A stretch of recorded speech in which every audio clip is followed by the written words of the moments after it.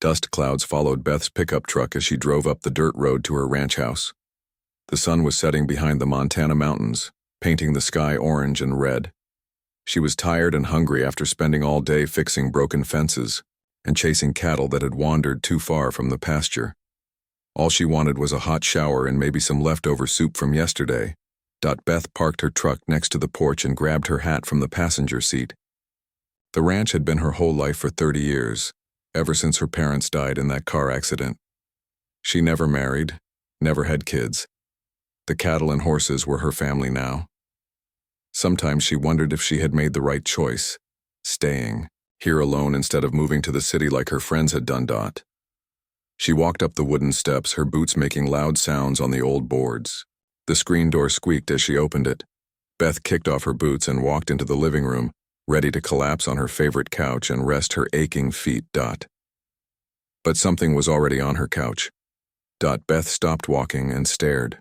A small creature was curled up on the brown leather cushions, no bigger than her barn cat whiskers. But this was definitely not a cat. The thing had scales that caught the light from her lamp, changing colors from blue to green like oil on water. Tiny wings were folded against its back, and a long tail wrapped around its small body like a rope. Beth rubbed her eyes. Maybe she was more tired than she thought. Maybe she was seeing things. But when she looked again, the creature was still there. Its chest moved up and down as it breathed. This was real. The creature opened its eyes. They were bright gold like coins in sunlight. Old eyes. Wise eyes. Eyes that seemed to know things Beth could never imagine. The small dragon looked right at her and made a soft sound, almost like a bird chirping. Then it spoke. Mom. The word hit Beth like a punch to the stomach. She stepped backward and almost fell over her coffee table. The creature had spoken in a voice that was high and sweet, like a young child learning to talk. But that was impossible. Animals didn't talk, especially not strange lizard creatures that appeared on couches. What did you just say? Beth whispered. The dragon tilted its head to one side, studying her face. Its golden eyes were full of hope and something that looked like love. It stretched out one tiny paw toward her, claws no bigger than toothpicks. Mom, it said again, more clearly this time. Beth Quote's heart was beating so fast she could hear it in her ears. This had to be a dream. She was probably asleep in her truck outside, and her tired brain was making up crazy things. But the leather couch felt real under her hand when she touched it. The smell of her ranch house was real. The ache in her back from the long day was real. And the little dragon looking at her with such trust was real too. I'm not your mom, little one, Beth said softly. She didn't want to scare the creature. I don't know what you are or where you came from, but I'm not your mother. The dragon made a sad sound and lowered its head, but it didn't stop looking at her. There was something in its eyes that made Beth's chest feel tight. The same feeling she got when she found lost calves separated from their mothers. The same feeling that made her take in stray cats and injured birds. Beth had never wanted children of her own. She told herself she was too busy, too set in her ways, too old now to start a family. But looking at this small, impossible creature, she felt something wake up inside her heart. Something warm and protective and fierce. Okay, she said, sitting down slowly on the edge of the couch. Okay, let's figure this out. Where did you come from, little dragon? The creature's eyes brightened when she called it a dragon. It crawled closer to her, moving carefully on tiny legs. When it reached her hand, it rubbed its head against her fingers like a cat asking for pets. Its scales were warm and smooth, not cold and slimy like she expected. Beth found herself smiling for the first time all day. You're friendly, aren't you? And you're just a baby. She scratched gently behind the dragon's small horns. The creature purred like a tiny engine. Mom, it said again, but quieter this time. Content now that she was touching it. My name is Beth, she told the dragon. I don't know if you understand me, but I'm Beth Collins. This is my ranch. The dragon looked around the room, taking in the old furniture and family pictures on the walls. Then it looked back at Beth and seemed to nod it understood. Somehow this impossible baby dragon understood everything she was saying. Thunder rumbled outside. The first drops of rain hit the windows. Beth realized she had been sitting here for almost an hour, just talking to a mythical creature like it was the most normal thing in the world. But nothing about this was normal. "Are you hungry?" she asked. The dragon perked up at the word hungry and chirped hopefully. "I don't know what dragons eat. Do you like soup?" She went to the kitchen and heated up the leftover vegetable soup from yesterday. The dragon followed her, walking on the floor like a small lizard. It climbed up onto a chair and watched her every move with those intelligent golden eyes. Beth poured some soup into a small bowl and set it on the table. The dragon sniffed at it, then began to eat with tiny, polite bites. It seemed to like the soup just fine. While the dragon ate, Beth called her neighbor Pete. She had to talk to someone about this, even if they thought she was crazy. "Pete, it's Beth. I need you to come over here. Something strange happened." "What kind of strange?" Pete asked. He had known Beth for 20 years and trusted her judgment, the kind that's hard to explain over the phone. "Can you come now?" "I'll be there in 10 minutes. When Pete arrived, he found Beth sitting on her couch with the small dragon curled up in her lap. The creature was sleeping now, its wings twitching as it dreamed. Pete stared for a long moment, then sat down heavily in the old recliner. "Beth," he said slowly, "that's a dragon." "I know. A real dragon. On your couch?" "I know. Where did it come from?" "I don't know. It was here when I got home, and Pete? It talks. It called me Mom." Pete looked at the sleeping creature, then at Beth's face. He could see that she was telling the truth, as impossible as it seemed. "What are you going to do?" Beth looked down at the dragon in her lap. Such a tiny thing to turn her whole world upside down, but already she couldn't imagine letting anyone take it away from her. Already it felt like the missing piece of her life she never knew she was looking for. "I'm going to take care of it," she said. "Whatever it is, wherever it came from, it chose me, it called me Mom. Maybe that means something." Outside, lightning flashed across the Montana sky, and the little dragon stirred in its sleep, making soft sounds like a contented child. Beth smiled and gently stroked its scales, feeling more complete than she had in years. She had no idea that her decision would change the fate of 2 worlds. 3 weeks had changed everything on the Collins ranch. Beth woke up each morning to find Ember, as she had named the little dragon, curled up next to her pillow. The creature had grown from the size of a house cat to something more like a small dog. Its wings were getting stronger, and yesterday Beth had watched it fly from the kitchen table to the windowsill. But the real changes were happening inside Beth's head. It started with dreams. Strange, vivid dreams that felt more real than her waking life. She saw worlds she had never imagined. Purple skies, twin suns, cities carved from crystal and stone.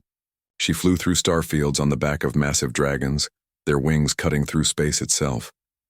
And always in these dreams there was a voice calling to her. A female voice, ancient and sad, speaking words Beth somehow understood even, though they weren't in any language she knew. "Find my child. Protect my child.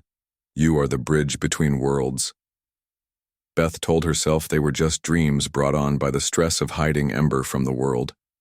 She had called in sick to her part-time job at the feed store. She didn't go to town for supplies.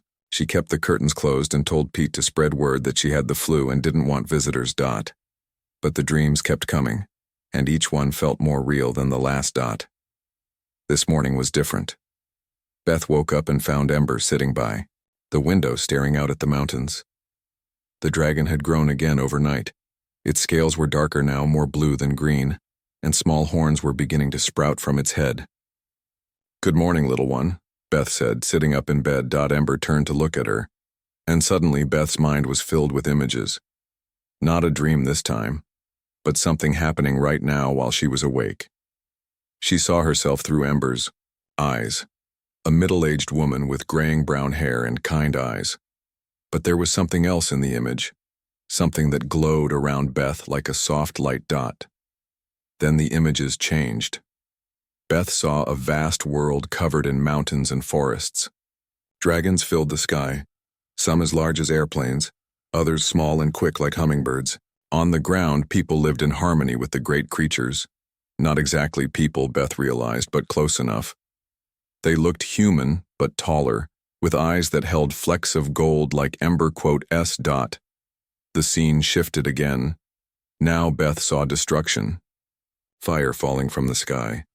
The dragons screaming as black ships attacked their world.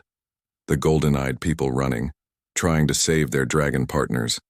But there were too many ships, too much fire. In the center of it all was an enormous dragon, her scales the color of starlight.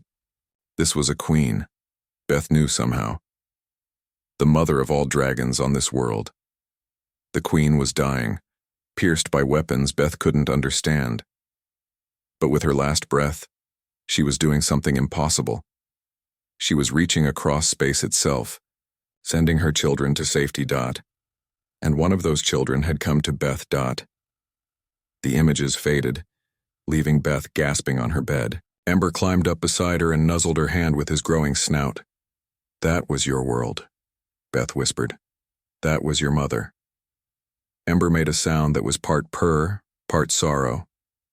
Yes, the sound seemed to say, that was home. That was before. But why me? Why did you come to me? This time the images that filled Beth's mind were different. She saw her own family, going back generations. Her grandmother Rose, who had always been a bit strange, who talked to animals like they could understand, her and knew things she shouldn't know. Rose's grandmother, a woman Beth had never heard stories about, who disappeared for 10 years and came back with knowledge of healing and a way with horses that bordered on magical. Beth saw the pattern now, stretching back through her family line. Women who were different, women who could bond with animals in ways that seemed impossible, women who carried something in their blood that connected them to creatures from far away. We're related somehow, Beth said, understanding flooding through her. Your people and my people were connected. Ember chirped and settled against her side. The images in Beth's mind showed her more now. She saw how it was supposed to work. Dragons and humans living together, sharing thoughts and feelings, making each other stronger. The dragons provided power and wisdom, while humans offered quick thinking and adaptability. It was a partnership that had existed long ago, before Beth's ancestors had been brought back to Earth, before distance and time had separated the species. Ember's mother had remembered that connection. When her world was dying, she had reached across space to find humans who still carried the old bloodline. Humans who could bond with dragons the way their ancestors had. Beth was one of the last. Over the following days, the bond between Beth and Ember grew stronger. The dragon was learning to communicate not just with images, but with feelings and ideas. Beth found herself understanding things she had never studied. She knew how to care for a growing dragon. She knew which herbs would help when Ember had growing pains. She knew how to help him practice flying without injuring his developing wings. But she also started noticing other things. Things that worried. Her black trucks had been driving past her ranch more often. Twice she saw helicopters flying overhead, moving too slowly to be going somewhere else. They were circling, searching. Yesterday, Pete had mentioned that government people had been asking questions in town about unusual activity, strange lights, anything out of the ordinary. Beth realized they were running out of time. Ember was growing too fast to hide much longer. Soon he would be too big to keep indoors. And with their bond getting stronger every day, they were probably giving off some kind of signal that the right equipment could detect. She needed help. But who could she trust with something this incredible? The answer came in an unexpected way. Beth was outside helping Ember practice short flights between the house and the barn when a car pulled up her driveway. She quickly called Ember back and they hid behind the house, watching as a woman got out of a small sedan. The woman was in her 40s with short black hair and glasses. She wore jeans and a practical jacket, not the suit Beth expected from a government agent. The woman looked around the ranch yard, then called out, "Miss Collins, My name is Dr. Amanda Ross. I'm not here to hurt you or take your dragon. I'm here to help. Beth's heart stopped. This stranger knew about Ember. I know you're here, Dr. Ross continued. I've been tracking the energy signatures for weeks, but I'm not with the government teams that are also looking for you. I'm a xenobiologist, and I've been waiting my whole career for something like this. Beth looked down at Ember. The dragon was studying the stranger with intense golden eyes. After a moment, he made a soft sound and nodded toward the woman. Trust. His expression seemed to say Beth made a decision that would change everything. She stepped out from behind the house, Ember at her side. Dr. Ross saw them and smiled. Hello, Ember, she said, as if greeting a dragon was something she did every day. I've been looking forward to meeting you both. How do you know his name? Beth asked. The same way I know that his mother's name was Lairelli, and that she sent more than one egg to Earth. Miss Collins, you and Ember are not alone, and you're going to need all the help you can get, because the same beings that destroyed Ember's world are coming here next. Colonel David Pierce adjusted his tactical vest and checked his watch for the third time in 5 minutes. Dawn was breaking over the Montana hills, and today his team would finally capture the extraterrestrial organism that had been eluding them for over a month. Intelligence suggested it was hiding at the Collins Ranch along with a local woman who had somehow made contact with the creature. Remember, we need the organism alive, Pierce told his squad of 12 soldiers. The civilian is to be treated as a potential hostile. She may be under some form of alien influence. The soldiers nodded and checked their specialized weapons. Each gun was loaded with tranquilizer rounds designed to stop anything from a charging bear to a theoretical alien life form. They had no idea what they were really walking into. Pierce had been tracking unusual energy readings across the western United States for weeks. The signals were unlike anything in their databases, too organized to be natural phenomena, too complex to be human technology. When the readings had finally stabilized at the Collins Ranch, Pierce knew they had found something extraordinary. He expected to find a crashed probe or perhaps a small alien scout. He did not expect to see a woman riding a dragon across the Montana plains. Beth and Ember had been practicing aerial maneuvers since sunrise. The dragon was now the size of a large horse, his scales gleaming deep blue in the morning light. His wings spanned nearly 20 feet when fully extended, and he could carry Beth for miles without tiring. They moved together like they had been partners for years instead of weeks, Beth's human intuition blending seamlessly with Ember's draconic power. Take us higher, Beth called over the wind. I want to check the northern pasture. Ember climbed through the air with powerful wing beats. From this height, Beth could see her entire ranch spread out below them. She could also see the line of black vehicles approaching along the main road. Government, she said grimly. Just like Amanda warned us, Dr. Amanda Ross had spent the last week at the ranch, sharing everything she knew about the approaching threat. Amanda was part of a small group of scientists who had been monitoring space for signs of intelligent life. They had detected the massive fleet moving toward Earth 6 months ago, and Amanda had connected that fleet to the energy signatures of the dragon eggs. The hegemony destroys worlds systematically, Amanda had explained. They take useful resources and eliminate anything that might threaten them. Dragons represent a level of biological sophistication they can't control, so they wipe them out completely. Now the government forces that Amanda had warned them about were finally making their move. We need to go, Beth told Ember. Head for the mountains. But it was too late.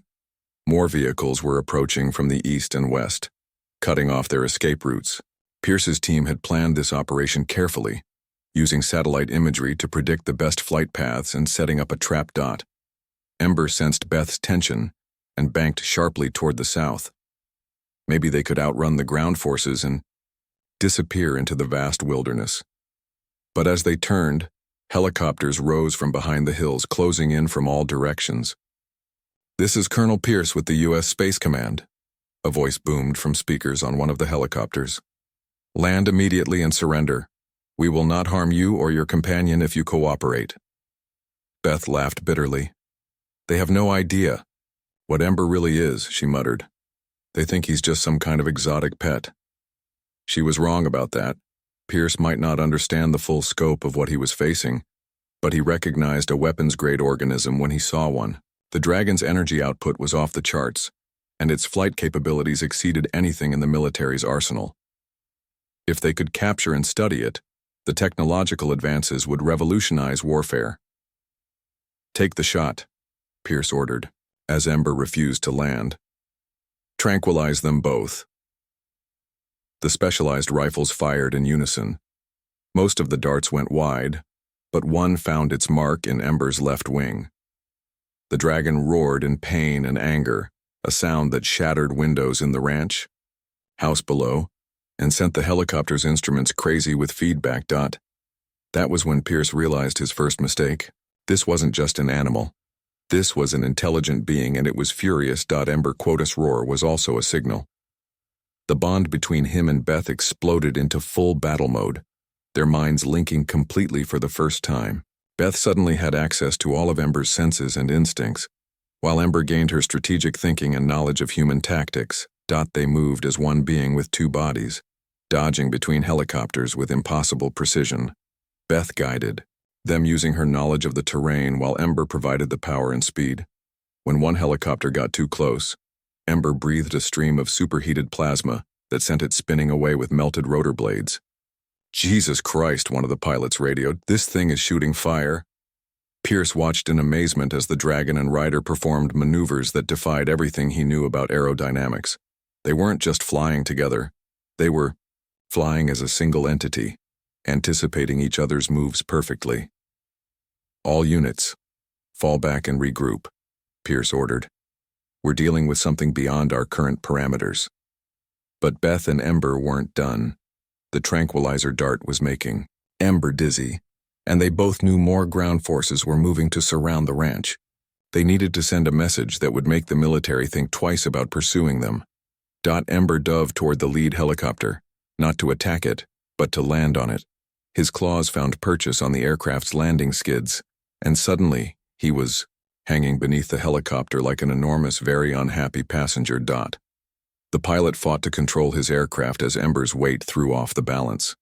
Through their mental link, Beth could sense the terror of the men inside the helicopter. They had expected to capture a dangerous animal. They hadn't expected it to capture them. "Tell your colonel," Beth shouted over the noise of the rotors, "that we don't want to fight. But we will defend ourselves if we have to, and we're not the only ones." She was bluffing about not being the only ones, but something in her voice made Pierce believe her. Through his binoculars, he could see the woman clearly now. She wasn't a victim of alien influence. She was a partner, a willing participant in something unprecedented. Ember released the helicopter and caught an air current that carried them rapidly toward the mountains. The military forces regrouped on the ground, watching helplessly as their targets disappeared into the vast wilderness. "Sir," one of Pierce's sergeants said, "should we pursue?" Pierce lowered his binoculars and shook his head. "Not with current resources. We need to rethink our approach completely."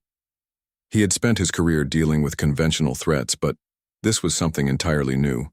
The dragon and its human partner had demonstrated capabilities that challenged everything he thought he knew about combat tactics and biological limitations. What worried Pierce more than their escape was the woman's final words.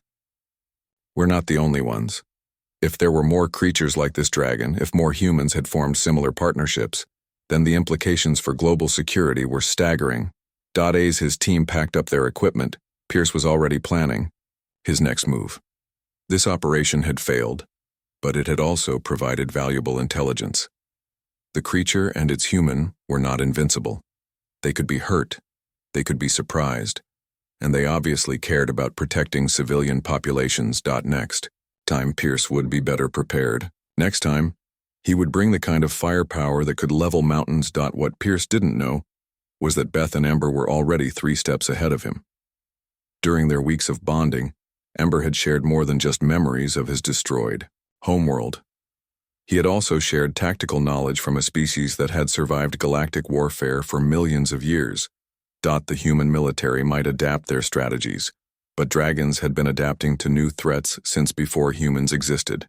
And now, for the first time in galactic history, dragon intelligence was combined with human creativity and determination. The hunt that Pierce thought he was leading had just become a war he couldn't possibly understand.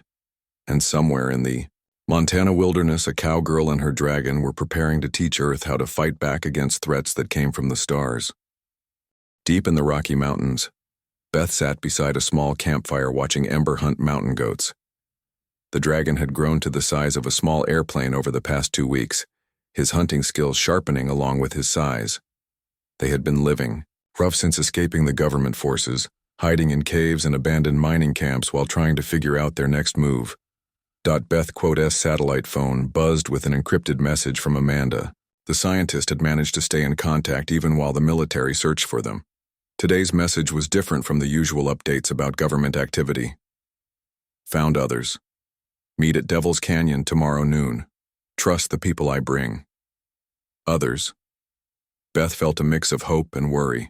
Amanda had mentioned that more dragon eggs had been sent to Earth, but they hadn't found any evidence of other successful hatchings.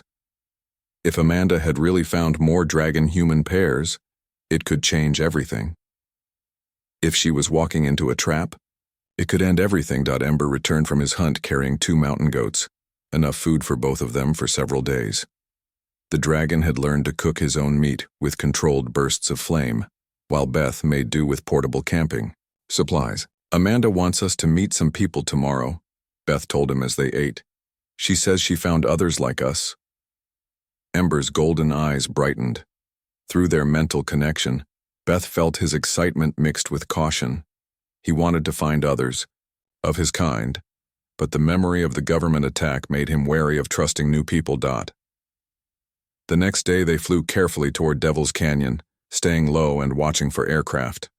Beth had chosen this meeting spot because it was isolated and offered multiple escape routes through the mountain passes. If this was a trap, at least they would have options. They landed on a high ledge overlooking the canyon floor. 3 vehicles were parked near a small stream below. Beth could see Amanda's blue sedan, but the other 2 were unfamiliar. A black pickup truck and a military-style Jeep. I don't like the Jeep, Beth muttered. Ember rumbled agreement, but then his head snapped up in surprise. He had sensed something that Beth couldn't detect yet. Through their link, she felt his amazement and joy. Another dragon was nearby.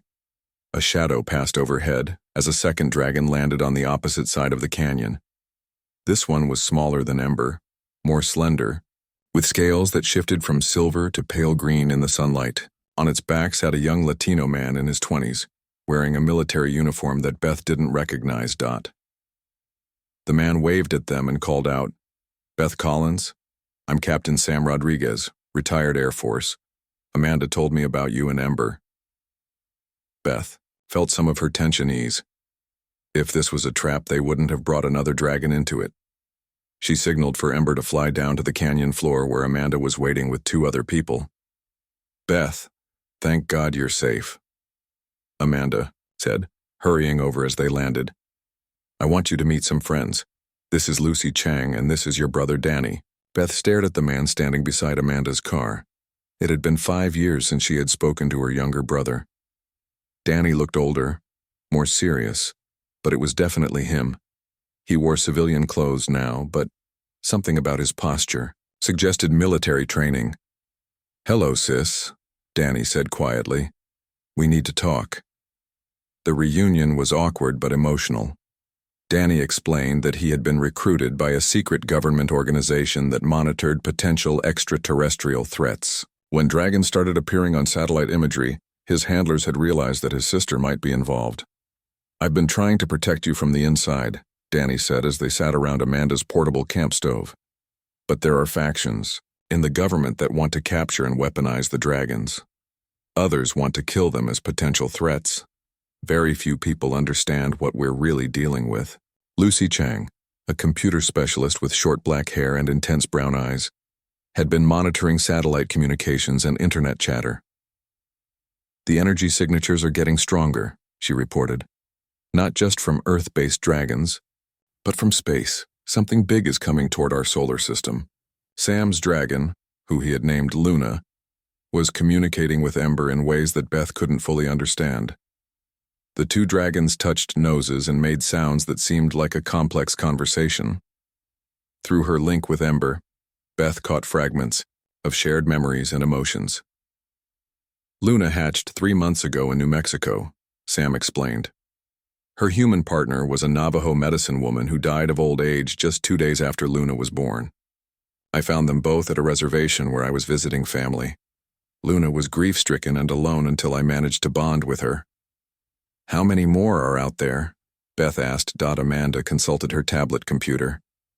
We've detected energy signatures, consistent with dragon hatching in at least 6 locations worldwide: Australia, Brazil, Norway, Japan, and 2 more in the United States. But we don't know if the humans at those locations were able to bond successfully, or if the dragons even survived. Danny leaned forward. That's why we need to move fast. My contacts in the military say that Colonel Pierce is mobilizing a much larger force. Next time they find you, they're not coming with tranquilizer guns. The group spent the rest of the day planning their next moves. They needed to find the other dragons before the military did, but they also needed to prepare for the larger threat that was approaching from space. Lucy's analysis of the incoming signal suggested that they had maybe 4 months before whatever was coming reached Earth. The dragon's genetic memories contained tactical information about fighting the hegemony, Amanda explained. But that information is fragmented and hard to access. We need more dragons, and we need their human partners to reach full bonding level to unlock those memories. Beth looked at Ember, who was play-fighting with Luna like 2 enormous, scaly puppies. Despite their size and power, they were still young creatures who had lost their original families. The thought of them facing an interstellar war made her heart ache. There's something else, Danny said during a quiet moment. My organization has been in contact with other governments. The Russians have detected 2 dragons in Siberia. The Chinese military is tracking one in the mountains near Tibet. Everyone is scrambling to either capture or eliminate them before anyone else can gain an advantage. This is bigger than just America, Beth realized. This is global. Sam nodded, grimly. And if we can't convince the world's governments to work together instead of fighting over the dragons, we'll all be destroyed when the real enemy arrives. As the sun set behind the mountains, the small group of allies made their plans. They would split up to search for the remaining dragons, using Lucy's tracking equipment and Amanda's scientific knowledge to locate them before military forces could intervene. It was dangerous work, but it was their only chance to build a defense force capable of protecting Earth. Beth and Ember would head to Brazil, where energy readings suggested a dragon had hatched near the Amazon rainforest. Sam and Luna would investigate the signals from Australia. Danny would use his government connections to try to locate and protect the dragons in Asia, while Amanda and Lucy worked to establish secure communication networks between all the groups. Before they separated, the 2 dragons spent time sharing more of their inherited memories with their human partners. Beth found herself dreaming that night of vast space battles, of dragon fleets moving between stars, of the terrible day when the hegemony's warships had darkened the skies of dozens of worlds. But she also dreamed of hope. In the deepest parts of Ember's genetic memory were stories of victories, of worlds that had successfully fought off hegemony invasions, of species that had grown stronger by working together instead of fighting each other. When Beth woke up the next morning, she knew exactly what they had to do. The dragons weren't just refugees from a destroyed world. They were Earth's only hope for survival. And somehow a middle-aged cowgirl from Montana had become one of the most important people on the planet. As Ember spread his wings for their flight to South America, Beth felt the weight of that responsibility settling on her shoulders. But she also felt something else: determination. The same stubborn persistence that had kept her ranch running through droughts and economic troubles would now help her save the world. She just hoped it would be enough. The Amazon rainforest stretched endlessly below Beth and Ember as they searched for any sign of dragon activity. They had been flying over Brazil for 3 days, following Lucy's energy readings and investigating remote areas where satellites had detected unusual heat signatures. So far, they had found nothing but trees, rivers, and the occasional startled bird. Beth was beginning to wonder if they were too late when Ember suddenly changed direction, following some instinct she couldn't detect. His golden eyes were focused on something ahead, and through their mental link she felt his excitement building. They found the dragon in a clearing beside a winding river. It was fully grown, larger even than Ember, with scales the color of emeralds and gold. But something was wrong. The dragon lay motionless on the forest floor, its breathing shallow and labored. There was no human partner anywhere to be seen. "It's dying," Beth whispered as they landed nearby. Ember approached the other dragon cautiously, making soft sounds of greeting. The great creature opened one eye, a brilliant green that matched its scales, and responded with a weak rumble. Through Ember, Beth caught fragments of the dying dragon's thoughts. "Alone. Always alone. The human who was meant to bond with me never came." Beth quotes heart broke as she understood. This dragon had hatched months ago, but its destined partner had never arrived. Maybe the person had died, or moved away, or simply been unable to recognize what was happening. Without the bonding process, the dragon had been slowly dying of isolation and confusion. "Can we help it?" Beth asked Ember. Her dragon's response was complex, filled with images and emotions she was still learning to interpret. The dying dragon carried within its genetic memory the same information that all dragons possessed: knowledge of their homeworld, tactical data about the hegemony, and something else, something that made Beth's blood run cold. The locations of all the other dragon eggs sent to Earth. There weren't 6 dragons as Amanda had estimated. There were 37, scattered across every continent, and most of them were dying alone, just like this one, because their intended human partners couldn't establish the bond without guidance. "We have to do something," Beth said. "If most of the dragons are dying, we'll never have enough bonded pairs to fight the hegemony." Ember's response was immediate and terrifying. There was a way to save the dying dragons and awaken the remaining eggs, but it required something that might kill Beth in the process. The dragons called it the Great Awakening. One fully bonded human could use their connection to reach out across the world, touching the minds of all dragons simultaneously. The psychic effort would awaken dormant eggs, heal dying dragons, and establish emergency bonds with compatible humans. But the strain of connecting with dozens of dragon minds at once would likely destroy the human's consciousness. Beth stared down at the dying dragon, then at Ember's worried face. Through satellite phone calls over the past few days, she had learned that Sam and Luna had found similar situations in Australia and Japan. Dragons dying alone because they couldn't find their human partners. Time running out as the hegemony fleet grew closer to Earth. "There has to be another way," she said.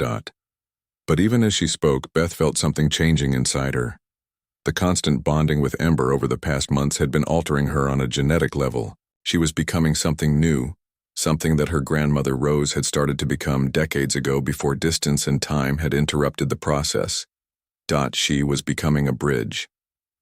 A human evolved through dragon bonding to serve as a connection point between the two species. It was a transformation that had happened only a few times in galactic history, and never on Earth. The dying dragon opened its eyes wider and looked directly at Beth. In that gaze, she saw not just the knowledge of all the other dragons on Earth, but something else. The memory of Ember's mother, Queen Lyrelai, and her final desperate act of love. Lyrelai had known this might happen. She had known that many of her children might fail to bond with their human partners. That was why she had sent Ember to Beth specifically, not just because Beth carried the genetic markers for dragon bonding, but because she had the potential to become a bridge. "You sent him to me for this," Beth whispered, understanding flooding through her. "You knew I might be the one who could save them all." The dying dragon managed a weak nod. Then it shared its final gift: complete knowledge of every dragon location on Earth, along with the identities of the humans who were genetically compatible with each one. Beth felt her phone buzzing with an emergency message from Amanda. The hegemony scouts had arrived at the edge of the solar system, 6 months ahead of schedule. Earth had maybe 2 weeks before the first probe ships reached the outer planets. 2 weeks to awaken 37 dragons and establish enough bonded pairs to mount a defense. Beth closed her eyes and made her choice. The transformation began slowly, like a warm current flowing through her veins. But as Beth opened her mind to the Dragon Bond network, The sensation exploded into something beyond her wildest imagination.